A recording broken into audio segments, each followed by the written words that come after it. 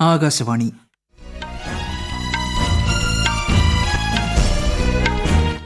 നമസ്കാരം. വാർത്തകൾ വായിക്കുന്നത് കിരൺ ശങ്കർ.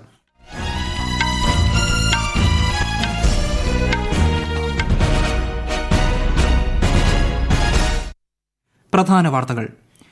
വിവിധതാ കാ അമൃത് മഹോത്സവ് രാഷ്ട്രപതി ദ്രൗപദി മുർമു ഉദ്ഘാടനം ചെയ്തു. വൈവിധ്യമാർന്ന സംസ്കാരമാണ് രാജ്യത്തിന്റെ ശക്തിയെന്ന് രാഷ്ട്രപതി. രാജ്യസഭാ അംഗത്വ കാലാവധി പൂർത്തിയാക്കുന്ന എംപിമാരുടെ അനുഭവ സമ്പത്ത് വരും കാലങ്ങളിലും രാഷ്ട്ര നിർമ്മാണ പ്രവർത്തനങ്ങൾക്ക് കരുത്തേകുമെന്ന് പ്രധാനമന്ത്രി നരേന്ദ്രമോദി. രാജ്യത്തിന്റെ സാമ്പത്തിക സ്ഥിതി വ്യക്തമാക്കുന്ന ധവളപത്രം ധനമന്ത്രി നിർമ്മല സീതാരാമൻ ലോക്സഭയിൽ അവതരിപ്പിച്ചു. ഇന്ത്യൻ സമ്പദ് വ്യവസ്ഥ സുസ്ഥിരതയുടെ പാതയിലെന്ന് ധവളപത്രം. കേന്ദ്ര സമീപനങ്ങൾക്കെതിരെ മുഖ്യമന്ത്രി പിണറായി വിജയനും മന്ത്രിമാരും ന്യൂഡൽഹിയിലെ ജന്തർ മന്ദിറിൽ സമരം നടത്തി. സംസ്ഥാന സർക്കാരിന്റെ രാഷ്ട്രീയ നാടകമാണ് ഡൽഹി സമരമെന്ന് കേന്ദ്ര സഹമന്ത്രി വി മുരളീധരൻ. അണ്ടർ 19 ലോകകപ്പ് ക്രിക്കറ്റിലെ രണ്ടാം സെമിയിൽ പാകിസ്ഥാനെതിരെ ഓസ്ട്രേലിയയ്ക്ക് 180 റൺസ് വിജയലക്ഷ്യം. വാർത്തകൾ വിശദമായി. 4 ദിവസത്തെ സാംസ്കാരിക മഹോത്സവം വിവിധതാ കാ അമൃത് മഹോത്സവ് രാഷ്ട്രപതി ദ്രൗപദി മുർമു ന്യൂഡൽഹിയിൽ ഉദ്ഘാടനം ചെയ്തു. വൈവിധ്യമാർന്ന സംസ്കാരമാണ് നമ്മുടെ ശക്തിയെന്നും ഈ വൈവിധ്യം ആഘോഷിക്കുന്നതിലൂടെ രാജ്യത്തിന്റെ സാംസ്കാരിക പൈതൃകവും ഐക്യവും പ്രദർശിപ്പിക്കാനും അനുഭവിക്കാനും സാധിക്കുമെന്നും രാഷ്ട്രപതി അഭിപ്രായപ്പെട്ടു.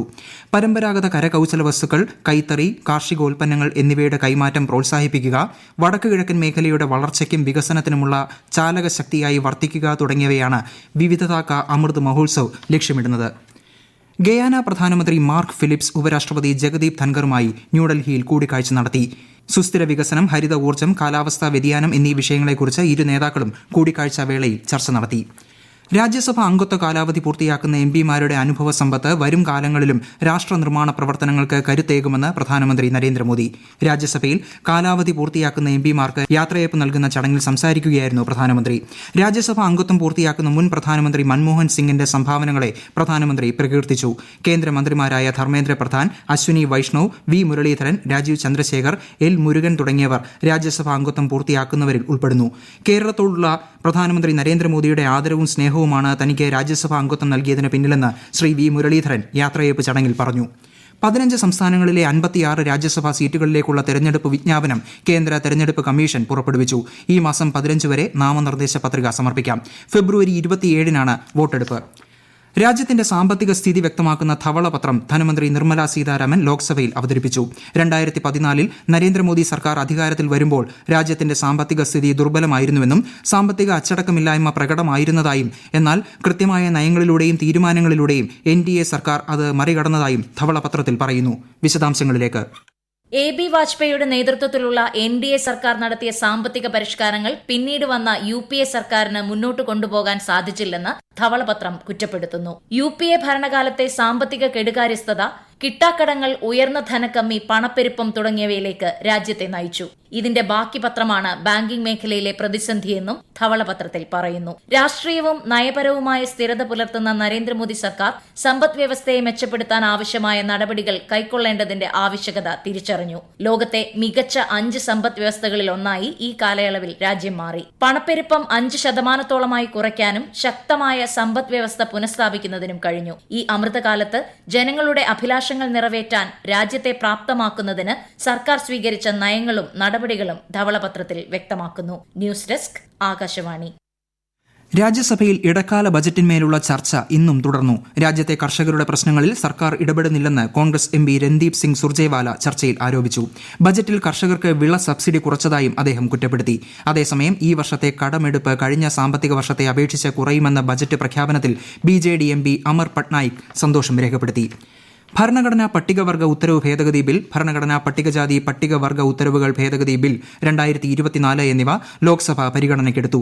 ആദിവാസികളുടെ സംരക്ഷണത്തിനും പാവപ്പെട്ടവരുടെ ഉന്നമനത്തിനും സർക്കാർ പ്രതിജ്ഞാബദ്ധമാണെന്ന് ചർച്ചയിൽ പങ്കെടുത്ത കേന്ദ്ര വിദ്യാഭ്യാസ മന്ത്രി ധർമ്മേന്ദ്ര പ്രധാൻ പറഞ്ഞു.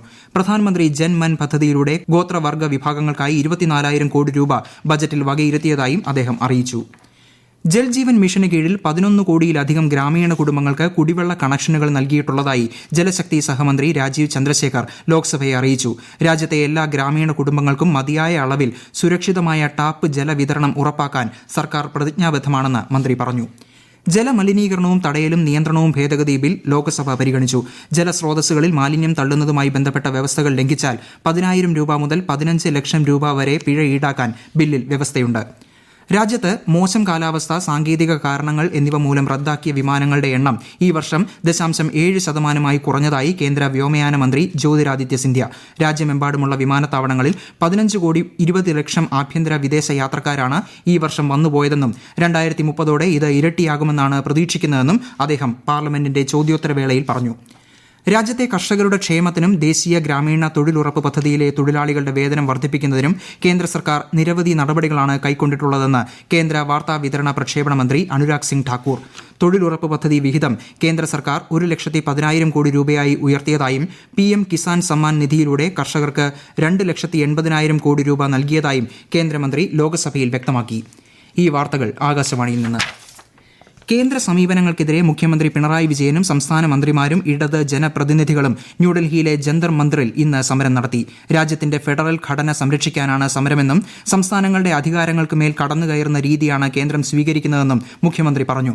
സീതാറാം യെച്ചൂരി, D. രാജ ഉൾപ്പെടെയുള്ള ഇടത് നേതാക്കളും സമരത്തിൽ പങ്കെടുത്തു. കേരള ഹൌസിൽ നിന്ന് പ്രകടനമായാണ് ജന്തർ മന്ദിറിലേക്ക് നേതാക്കൾ എത്തിയത്. ഡൽഹി മുഖ്യമന്ത്രി അരവിന്ദ് കെജ്രിവാൾ, പഞ്ചാബ് മുഖ്യമന്ത്രി ഭഗവന്ത് മാൻ, DMK നേതാവും തമിഴ്നാട് മന്ത്രിയുമായ പളനിവേൽ ത്യാഗരാജൻ, ജമ്മു കാശ്മീർ നാഷണൽ കോൺഫറൻസ് നേതാവ് ഫറൂഖ് അബ്ദുള്ള തുടങ്ങിയ നേതാക്കൾ സമരവേദിയിൽ പിന്തുണ അറിയിക്കാനെത്തി.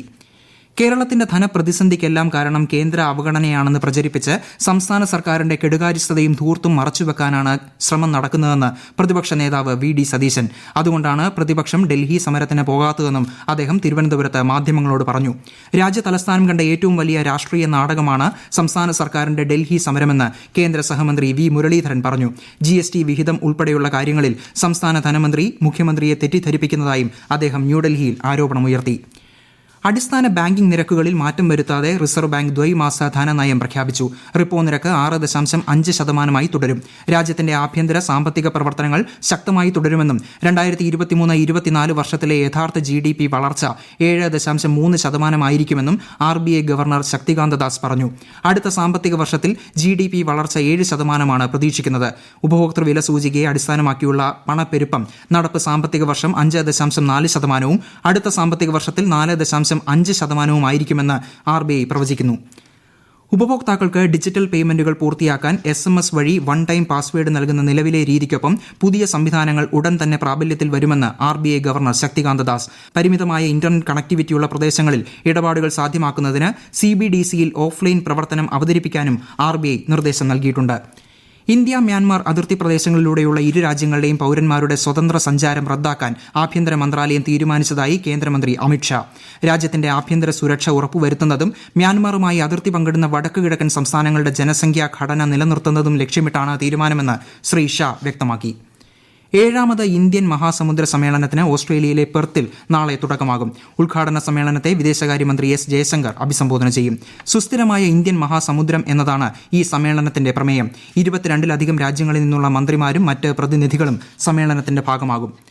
ഇന്ത്യയിൽ നിർമ്മിക്കുന്ന എയർക്രാഫ്റ്റ് ഡോറുകൾക്ക് ഏറ്റവും ഉയർന്ന കയറ്റുമതി ഓർഡർ നൽകി എയർക്രാഫ്റ്റ് നിർമ്മാതാക്കളായ എയർബസ്. ഇത് സംബന്ധിച്ച കയറ്റുമതി അനുമതി കേന്ദ്ര വ്യോമയാന മന്ത്രി ജ്യോതിരാദിത്യ സിന്ധ്യയും എയർബസ് ഇന്ത്യ പ്രസിഡന്റ് റമി മയാഡും സംയുക്തമായി ന്യൂഡൽഹിയിൽ നടത്തിയ വാർത്താ സമ്മേളനത്തിൽ പ്രഖ്യാപിച്ചു.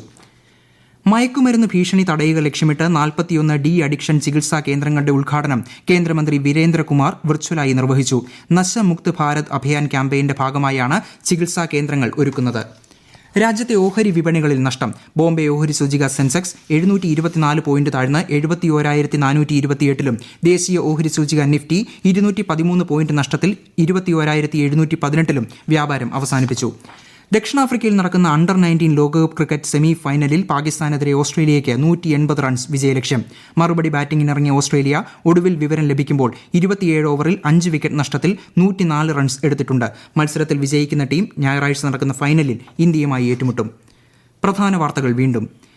വിവിധതാ കാ അമൃത് മഹോത്സവ് രാഷ്ട്രപതി ദ്രൗപദി മുർമു ഉദ്ഘാടനം ചെയ്തു. വൈവിധ്യമാർന്ന സംസ്കാരമാണ് രാജ്യത്തിന്റെ ശക്തിയെന്ന് രാഷ്ട്രപതി.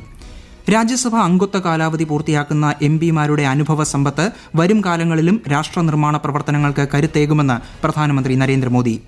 രാജ്യത്തിന്റെ സാമ്പത്തിക സ്ഥിതി വ്യക്തമാക്കുന്ന ധവളപത്രം ധനമന്ത്രി നിർമ്മല സീതാരാമൻ ലോക്സഭയിൽ അവതരിപ്പിച്ചു. ഇന്ത്യൻ സമ്പദ് വ്യവസ്ഥ സുസ്ഥിരതയുടെ പാതയിലെന്ന് ധവളപത്രം.